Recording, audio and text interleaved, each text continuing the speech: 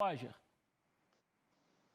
Dia 17, há 17 dias atrás, se eu não me engano, contra o Botafogo, pode ser o jogo que eu fiz aqui no Newton Santos. Isso, Roger gabaritou, 27 de dezembro. 27 de dezembro. Boa, Paulo. Fizeram o dever de casa bonito, é assim que eu gosto, hein?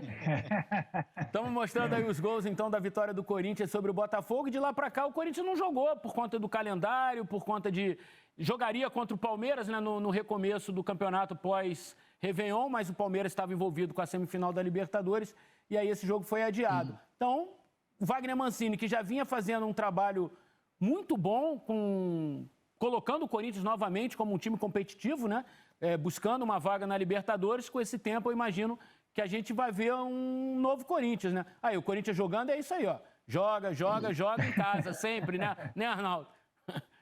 Eric, agora a questão é a seguinte, vários outros times, não com essa parada gigante, o Atlético teve uma parada grande também, voltou a jogar contra o Bragantino, né, o Atlético do Sampaoli, mas o Corinthians está nessa frente única do Brasileiro há bastante tempo. Outros times também entraram na frente única do Brasileiro já há bastante tempo também, Fluminense é um deles.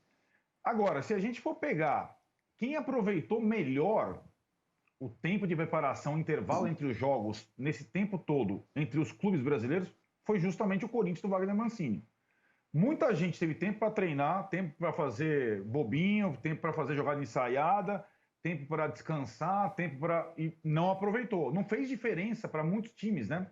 Para o próprio Atlético. Acho que o Atlético, que voltou na segunda-feira, se esperava, até pela abertura da possibilidade do título, um desempenho e um apetite que o Atlético não conseguiu desempenhar em Bragança. Conseguiu aquele gol de pênalti no final, discutível.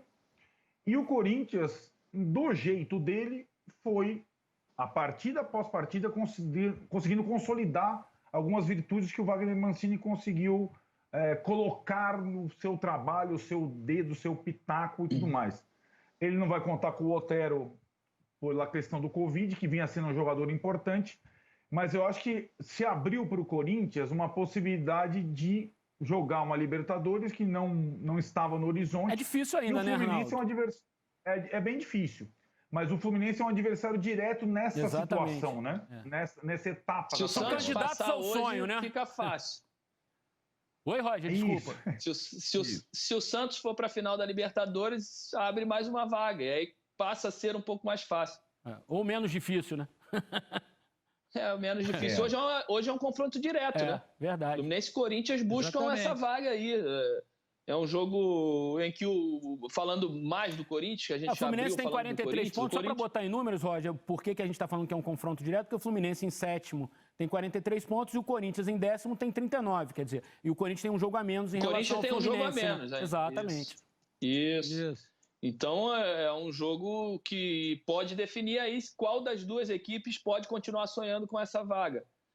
O Corinthians está num momento melhor, é um time que tem mais repertório hoje do que o Fluminense.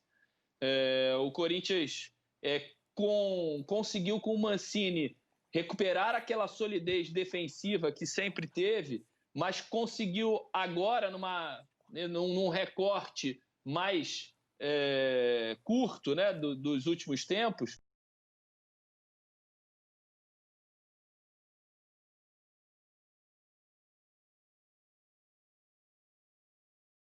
também construção efetiva na parte ofensiva.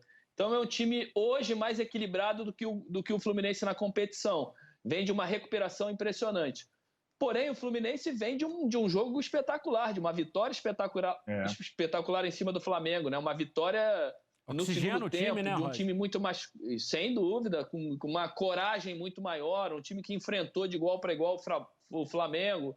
E isso dá um ânimo, sem dúvida nenhuma, um combustível muito interessante para esse jogo. Eu acho que o jogo vai ser bastante interessante hoje. Paulinho, eu queria a sua opinião também sobre esse jogo. A gente está mostrando as prováveis escalações, e aí, enquanto a gente roda as prováveis escalações, você pode ir comentando o que você acha dessa partida.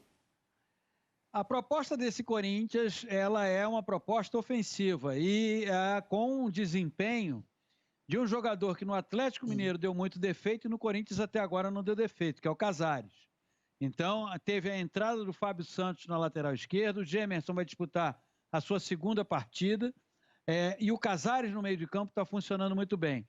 Em contrapartida, o Fluminense tem uma proposta de jogo completamente diferente dessa proposta do Corinthians.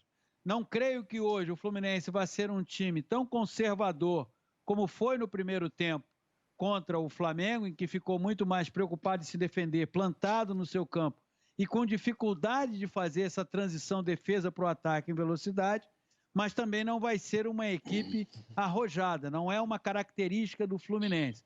Se as duas equipes fizerem valer o seu modo de atuar, o Corinthians com uma proposta ofensiva, sai pelos lados com o Fagner e o Fábio Santos, por dentro tem o Casares trabalhando muito bem, e o Fluminense marcando muito bem, mas conseguindo a transição para o ataque com muita velocidade, você tem aí uma expectativa de um jogo bem interessante. O Arnaldo, a gente tem um outro confronto hoje que eu acho muito legal da gente observar, quem for assistir a partida. 6 anos atrás, na Copa de 2014, a gente tinha o Fred como atacante titular e o Jô como reserva dele, e ambos foram campeões da Copa das Confederações também, né? E agora a gente vai ter quer dizer, o futebol, eles são uma fonte inesgotável, forever young, né? Assim, não param nunca, né? Olha, no futebol brasileiro, inclusive na seleção, jogador que faz gol é raridade, artilheiro, raridade. E eu acho que o Brasileirão começou melhor para o Jô, né? Ele entrou de imediato, fez uma sequência de jogos, gols, depois se machucou, caiu, ficou suspenso. E agora, curiosamente, coisa que não existiu na gestão Odair, o Fluminense se modelou em função do Fred. Era um time em função do Nenê, o Fred no banco, às vezes entrava. Agora é um time em função do Fred. Desde a partida contra o São Paulo... E o Fred jogou bem contra o São Paulo e contra o Flamengo, jogou né? bem. Exatamente. Jogou. O Fred não só fez gol contra o São Paulo, ele jogou bem. E o time se adaptou, um time mais rápido, mais pegador no meio de campo, deixando o Fred na frente, isolado, mas alimentado ao mesmo tempo. O Fluminense perdeu para o São Paulo, mas fez uma boa partida, insistiu na escalação e no time em função do Fred contra o Flamengo, conseguiu uma vitória de virada. Então é um momento, essa reta final do campeonato, interessante porque o Fred encontrou um espaço que, desde aquela contratação comemorada, chegou de bicicleta, lembra? Fez aquele trajeto maravilhoso. Sem dúvida é o melhor momento dele na volta, sem dúvida. Melhor momento, melhor momento. E acho que é um confronto interessante. O Fluminense conseguiu, como o Roger falou, essa vitória que tem um peso mais ou menos do tamanho daquela do Corinthians sobre o São Paulo, né? Nos clássicos, também foi ali que o Corinthians pegou corpo e vai jogar com o Palmeiras na segunda-feira, né? Tem um jogo na segunda-feira, um clássico importante para o Corinthians voltar de vez para o campeonato. E esse duelo do Fred contra uma defesa que se estabeleceu muito boa do Corinthians, desde a chegada do Fábio Santos, agora com a entrada do Gemerson, é uma atração à parte do clássico de hoje. Pessoal, já me informaram aqui, diz, Paulinho, que eu tenho 1 minuto para encerrar o programa, então faça suas considerações finais. Então, em 10 segundos, a gente fala de liderança, jogador dentro de campo. O Fred, ele concentra tudo isso. Você olha para ele, ele está gesticulando, ele está prendendo a bola, ele está conversando com o juiz, ele está falando com o adversário. Ele é uma referência altamente positiva para todos os outros jogadores do Fluminense. Valeu então, Roger. Diz, Roger.